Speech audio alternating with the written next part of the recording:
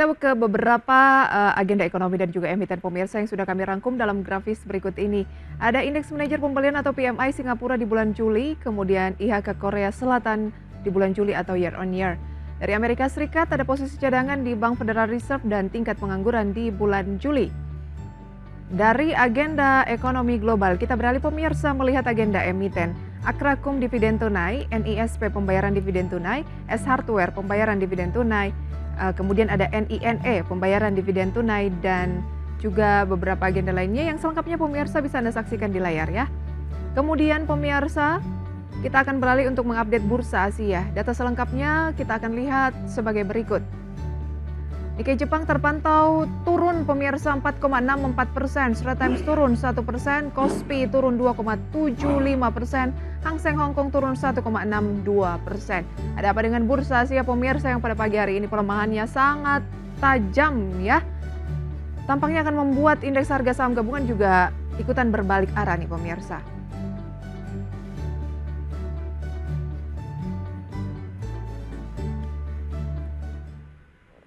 Laba jasa marga naik 104% pada semester 1 tahun ini menjadi 2,34 triliun rupiah.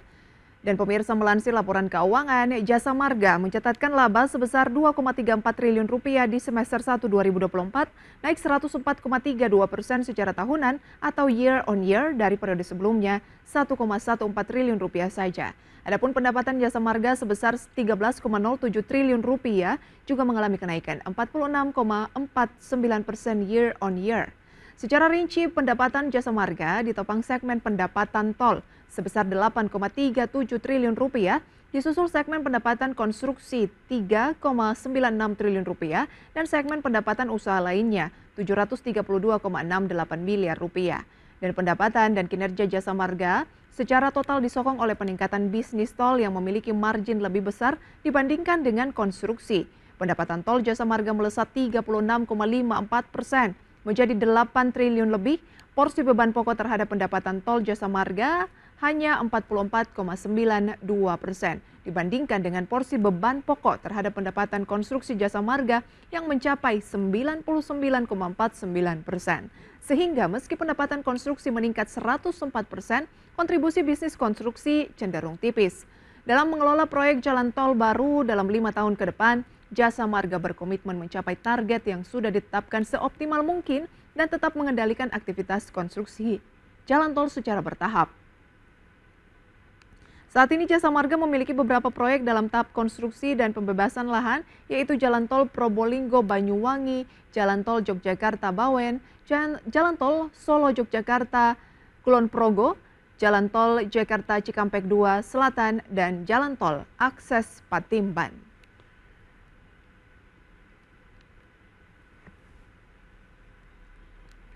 Pagi hari ini pemirsa, dalam segmen Market Buzz kita akan berbincang bersama dengan Pak Chandra Pasaribu, Head of Research Analyst PT Yuanta Sekuritas Indonesia. Apa kabar Pak Chandra? Baik, selamat pagi.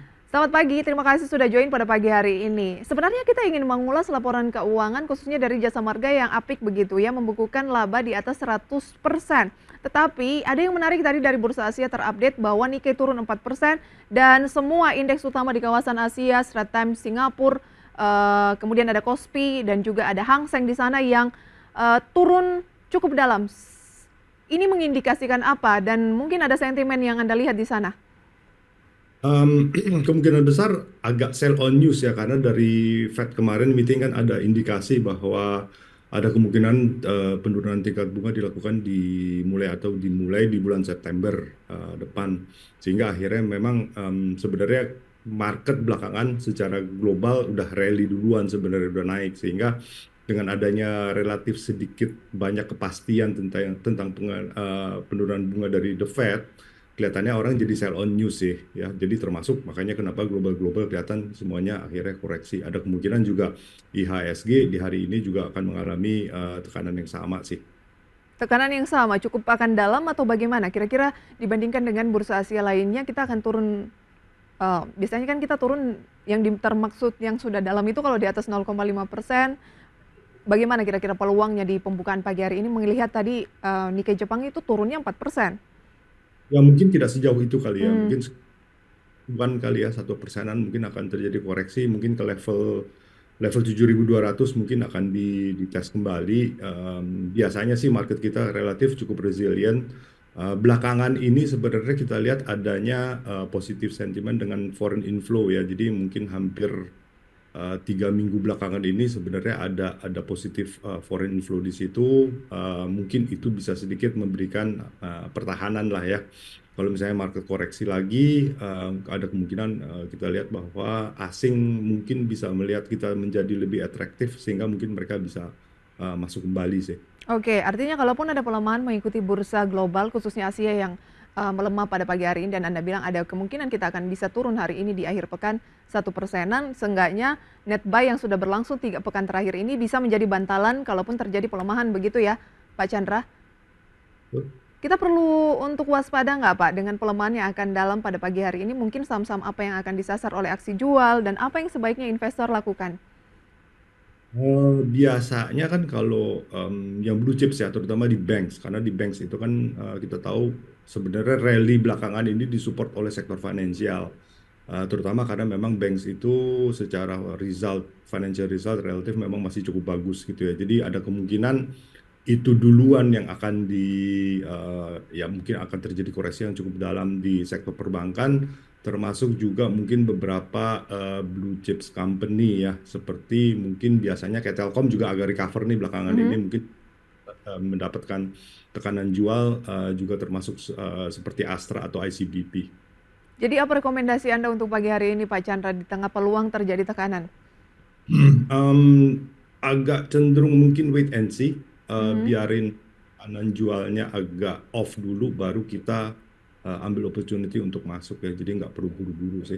Tidak perlu buru-buru Pak Chandra ya. Baik, ada peluang indeks harga saham gabungan akan tertekan mungkin hingga 1% mengikuti bursa Asia pemirsa, di mana pelemahan dari Nikkei Jepang saat ini juga masih terus bertahan 4%, 4,13%, Hang Seng 1,51%, kemudian ada Shanghai juga melemah pemirsa, Stratem Singapura juga hampir 1%, 0,8% ya.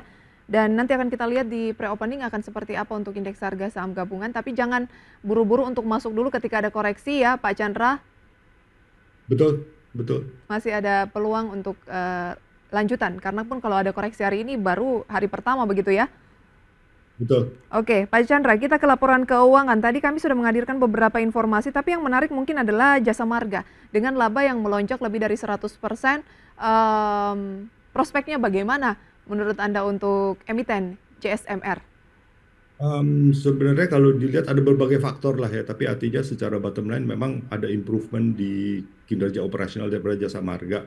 Tapi mungkin lompatan kenaikannya mungkin tidak sebesar itu karena Hmm. ada perbandingan yang sifatnya tidak apple to apple ya dibandingkan dengan tahun lalu ya. Jadi contohnya salah satu adalah misalnya rekonsolidasi daripada 3 toll road yang di tahun lalu tidak ada, di tahun ini muncul dan itu memberikan tambahan revenue sekitar 1,5 triliun ya. Jadi not apple to apple lah comparison. Tapi kalau misalnya kita strip out berbagai gangguan tersebut, sebenarnya bottom line-nya tetap masih bisa tumbuh hampir 50% ya. Jadi apple to apple comparison Mhm. ke 1,7 triliun.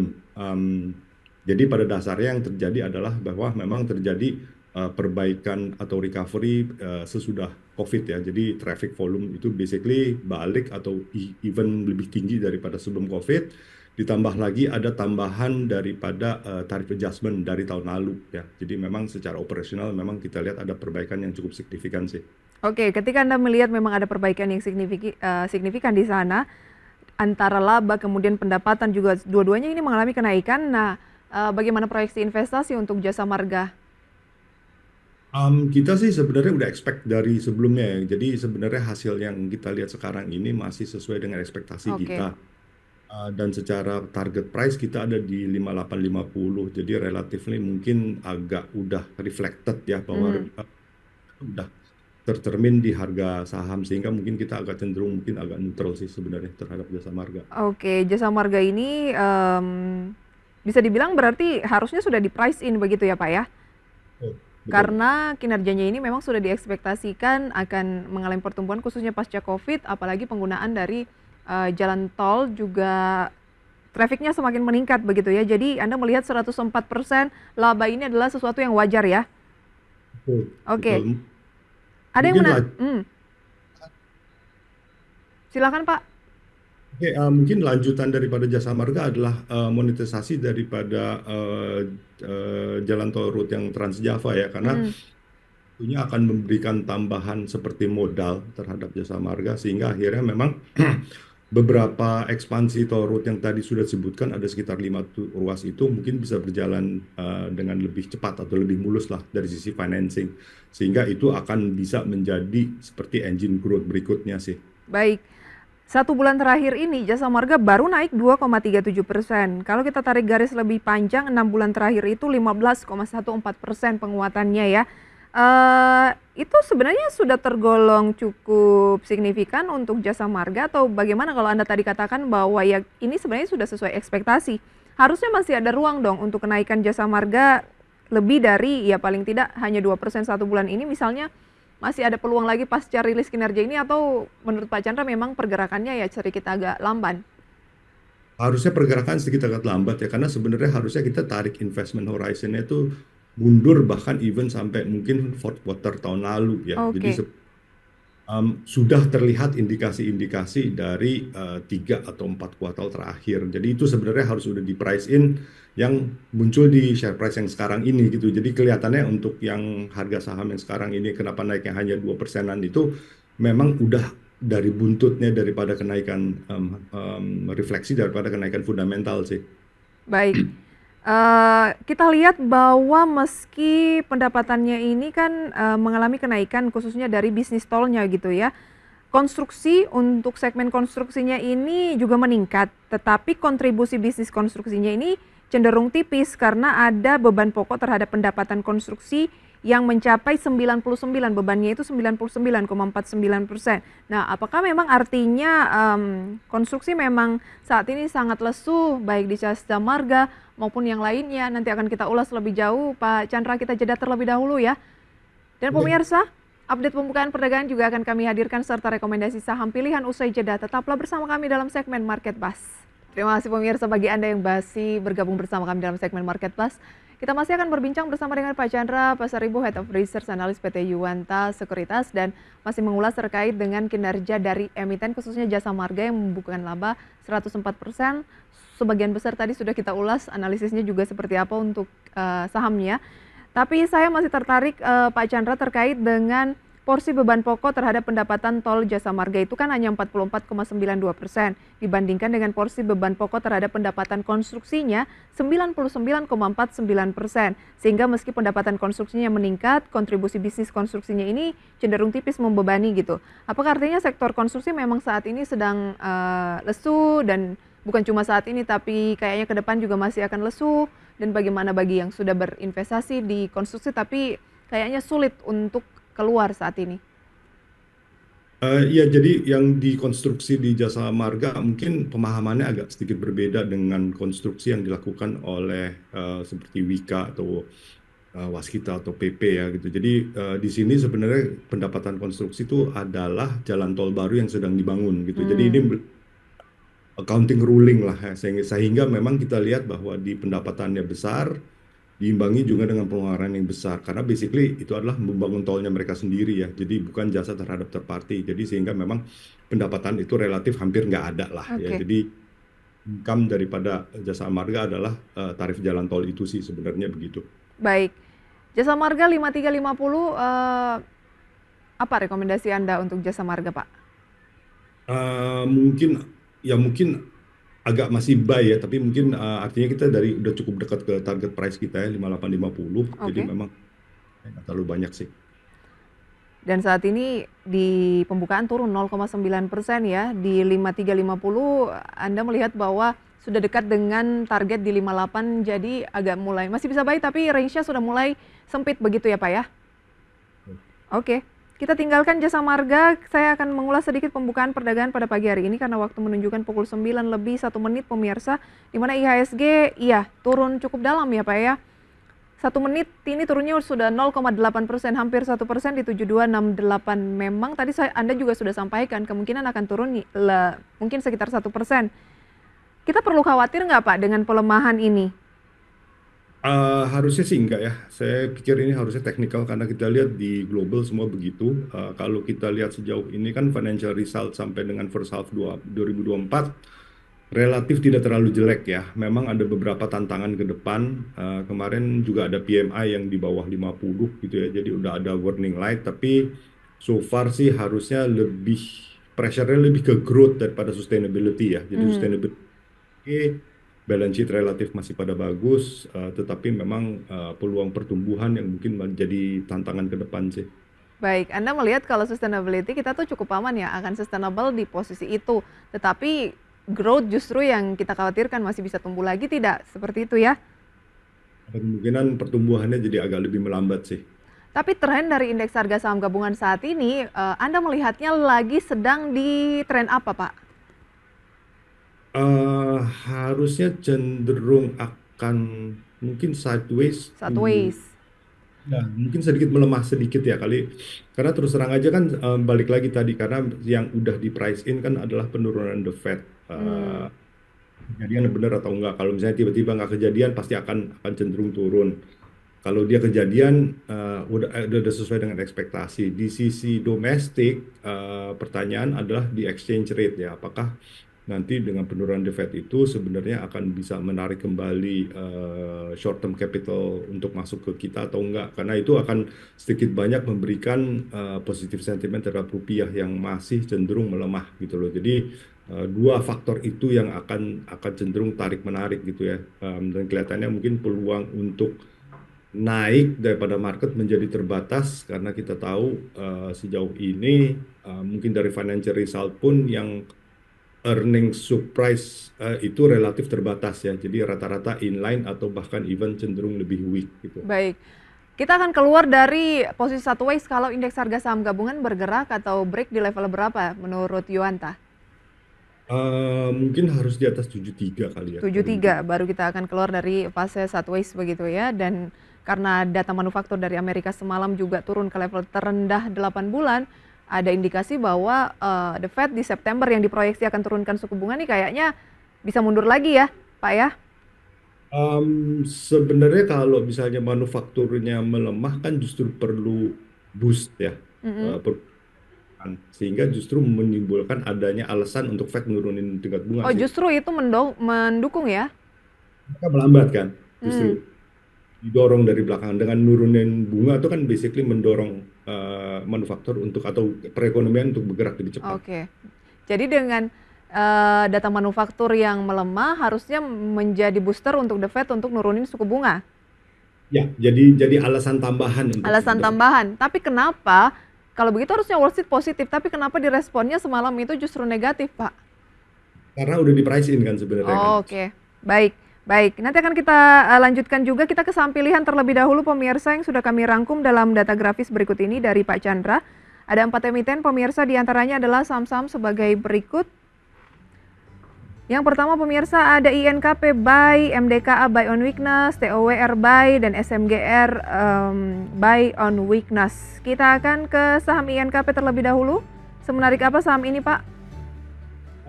Mereka sih basically banyak ekspor komponen ya, jadi harusnya dengan melemahnya tingkat nilai rupiah agak cenderung positif. Sejauh ini mereka juga I think mungkin dari sisi ekspansi masih tetap jalan ya, jadi harusnya sih masih oke. Ini ngelihat sebenarnya purely dari segi teknikal ya, karena memang share price-nya udah koreksi cukup banyak ya sebenarnya. Jadi kita lihat mungkin ada peluang untuk rebound sih. Rebound ke posisi berapa kira-kira? 8.500. 8.500. Oke, berarti target ya, target price-nya itu 8.500. Buy di posisi current price. Ya mungkin sekitar 8 ribuan ya, market melemah ya, mungkin tunggu-tunggu sedikit nggak apa-apa kali. Oke, INKP saat ini kan di 8.150, buy di level-level bawah sekitar 8 ribuan boleh masuk lagi, target price 8.500. MDK, ATOW, RSMGR kami hadirkan usai jeda pemirsa, tetaplah bersama kami dalam segmen Market Buzz. Ya pemirsa, waktu menunjukkan pukul 9 lebih 8 menit waktu Indonesia Barat. Kami hadirkan update pembukaan perdagangan saat ini di mana indeks harga saham gabungan mengikuti bursa Asia yang tertekan cukup dalam pemirsa. Tadi kita lihat ada Nikkei Jepang yang turun 4%, namun saat ini indeks harga saham gabungan turunnya relatif sudah mulai tipis, hanya 0,17% saja di 7.313, kembali ke 7.300-an pemirsa, dengan nilai tukar rupiah terhadap dolar Amerika Serikat di 16.259. Sektor yang mengalami pelemahan paling dalam tentunya dipimpin oleh keuangan pemirsa ya, dan ada 4 sektor yang menguat dengan saham-saham yang turun cukup dalam berdasarkan losers based on value. Pemirsa, ada GoTo di sana yang turun 1,89%, disusul Heli 3,56%, MDKA 1,23%, ada PANI, SMRA, Cepin, dan IOTF, 7 saham kategori top losers. Gainersnya ada Film yang naik 1,56%, SMDM, Suri, BSDE, BSML, HRTA, Riki, Golf, Wifi, Teguk, SSMS. Demikian review singkat pembukaan perdagangan di sesi pertama pada pagi hari ini. Kita cukup kuat ya, Pak Chandra. Pelemahan tadi kan sudah sempat 0,8%, sekarang tipis saja dan sudah kembali ke 7.300. Mungkin memang ya net buy asing ini masih cukup kuat untuk menahan pelemahan dari indeks harga saham gabungan meskipun ada bursa Asia yang terkoreksi. Oke, kita lanjutkan untuk rekomendasi saham pilihan. Masih ada MDKA, TOWR, SMGR. Silahkan Pak. MDKA kita lihat ya basically safe haven lah ya, gold producer, gold price masih bagus, jadi mungkin bisa buy on weakness. Kita target di 2520. 2520 targetnya ya. TOWR, Protelindo, Menara Company basically very resilient so far. Kita masih lihat telecommunication industry masih positif. Ini juga bisa buy, terutama sekarang agak lemah ya, agak mendekati 800. Kita target di 840. Terus semen Gresik atau semen Indonesia ini konstruksi masih driven dari government. Agak kita harapkan mungkin akan terjadi rebound di second half ya. Jadi memang di first half resultnya agak lemah, cuman mungkin bisa membaik di second half. Ini buy kita target di 3940. Oke, kalau masuknya di level berapa? Hari ini MDKA turun cukup dalam ya, lebih dari 1%. Masuknya di posisi berapa? Saya pikir dekat-dekat 23 should be attractive sih. Oke, buy on weakness karena sekarang masih di 24. Kemudian untuk TOWR target 840 masuk di posisi berapa? Yang sekarang di sekitar 810, 815 looks okay sih. Masih oke untuk current price ya. Terakhir SMGR Pak, dimasuk di posisi berapa? SMGR nih mungkin tunggu agak sedikit lebih lemah kali ya, karena agak dekat sih target price-nya 3940. Betul, saat ini sudah 3910 naik 1,56%. Tunggu turun lagi, makanya Anda rekomendasikan buy on weakness ya. Oke. Itu dia INKP, MDK, TOWR, SMGR. Singkat saja tips untuk investor retail bagaimana nih Pak?